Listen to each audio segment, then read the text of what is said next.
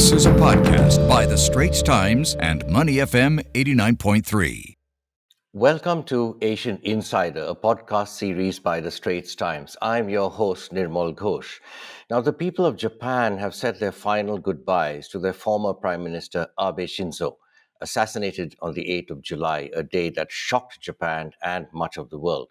Abe Shinzo, or Shinzo Abe as he is more commonly known around the world, was certainly the most transformative post-World War II Japanese leader, the longest-serving prime minister in Japanese history as a democracy and a nationalist, but also very much an internationalist. Now, 2 days after the assassination, his party, the ruling Liberal Democratic Party, LDP, and its coalition partner won a convincing majority in elections to the upper house of Japan's parliament. That result gives Prime Minister Fumio Kishida the numbers to pursue Mr. Abe's unfulfilled dream of revising the pacifist constitution for the first time since it was enacted in 1947. What does this mean for Japan, and what does Mr. Abe's legacy mean for the Indo-Pacific? Joining me today are Dr. Aparna Pande, Research Fellow and Director of the Initiative on the Future of India and South Asia at the Hudson Institute here in Washington, D.C. Thank you, Dr. Pande, and welcome back to Asian Insider. Good to see you again. Thank you, Nirmal. It's a pleasure. Always fun to be back with you. Thank you. And from Tokyo, I am joined by Walter Sim, who has been the Straits Times correspondent in Japan since 2016. Walter, thank you very much for making time in this very busy period for you. Thank you for having me. It's a pleasure.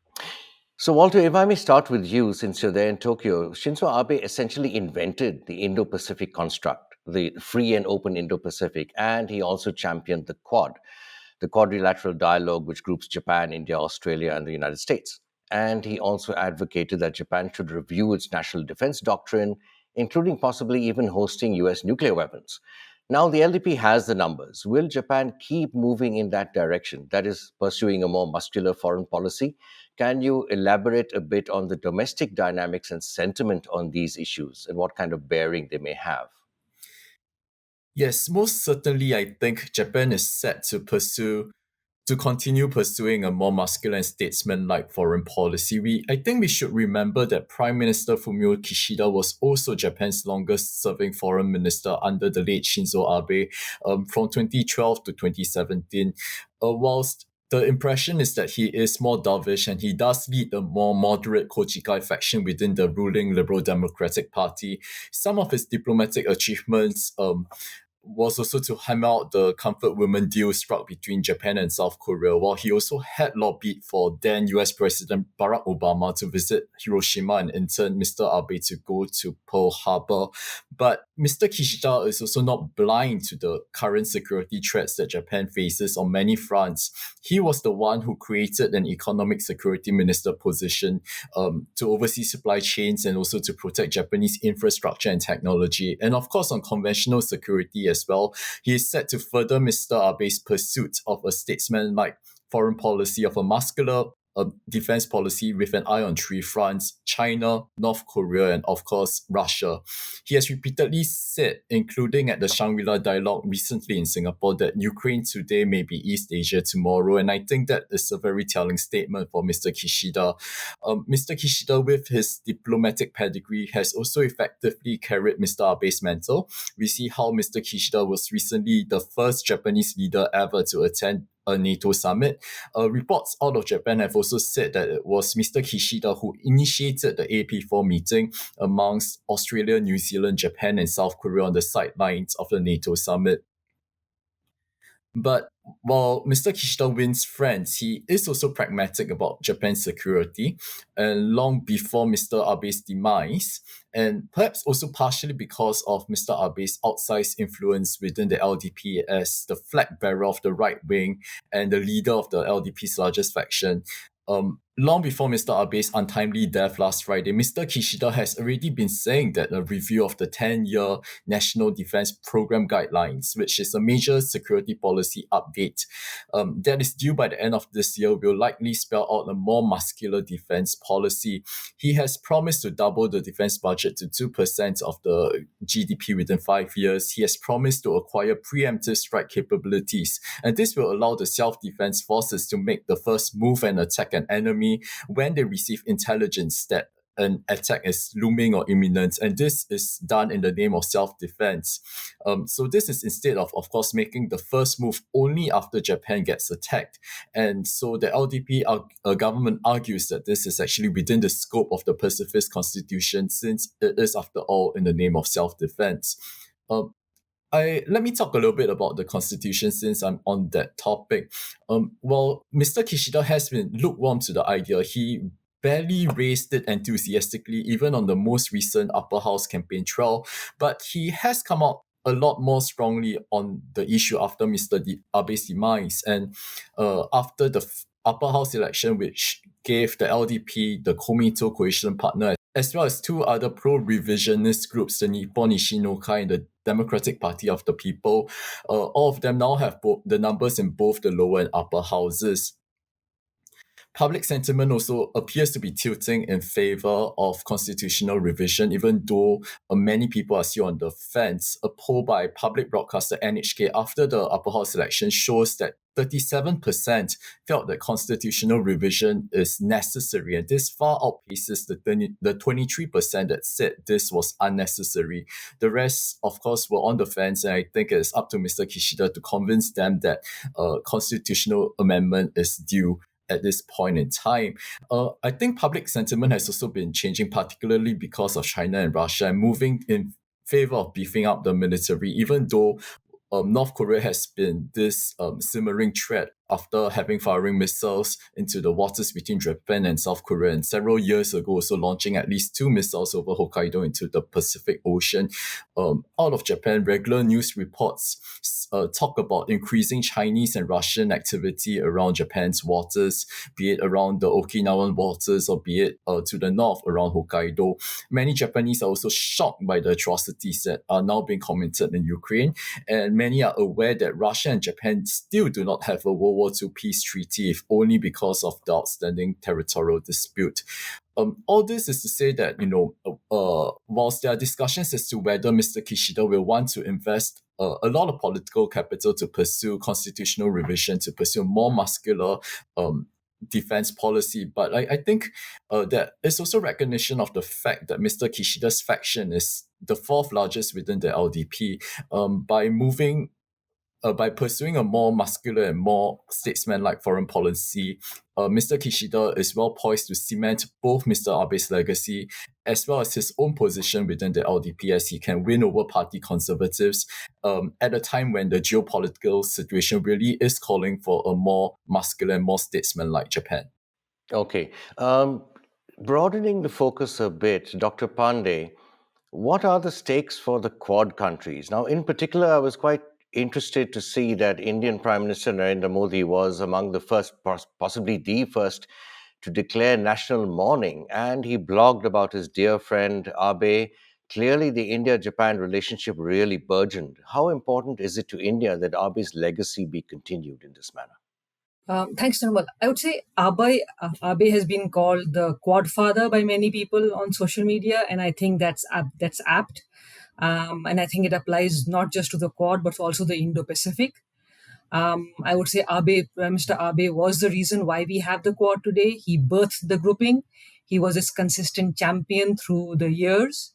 I'm sure you recall that in 2007, it was at his address to the Indian Parliament, where he spoke of the confluence of the two seas, and a phrase which he remarked that he had taken from the title of a book written in 1655 by Mughal Prince Dara Shikoh. And that's the speech in which he called upon India, Japan, Australia, and United States to be the diamond, which would then sort of, preserve the maritime commons in the Pacific and the Indian Oceans. Through the years after that, he kept pushing for an Indo-Pacific, or a free and open Indo-Pacific that we call today, or what he referred to as arc of freedom and prosperity in the region. And so in many ways, he helped create this notion that the Indo-Pacific is a security and economic, basically created an architecture for that region, which we today are living through and seeing and witnessing what is happening. So I would say Prime Minister Abe was critical to that. When we come to India, it's sort of, India and Japan, as I'm sure you know, have very old historical ties. But Prime Minister Abe visited, I think, the first Japanese Prime Minister to visit India 3 times.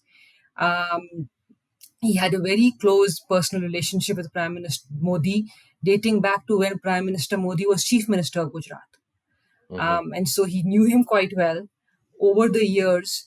And what transformed was that from primarily a relationship between sort of an aid donor, because Japan is one of India's largest bilateral donors, it transformed into an economic partnership, and then a security or a strategic and economic partnership, and that's what the India Japan relationship is today.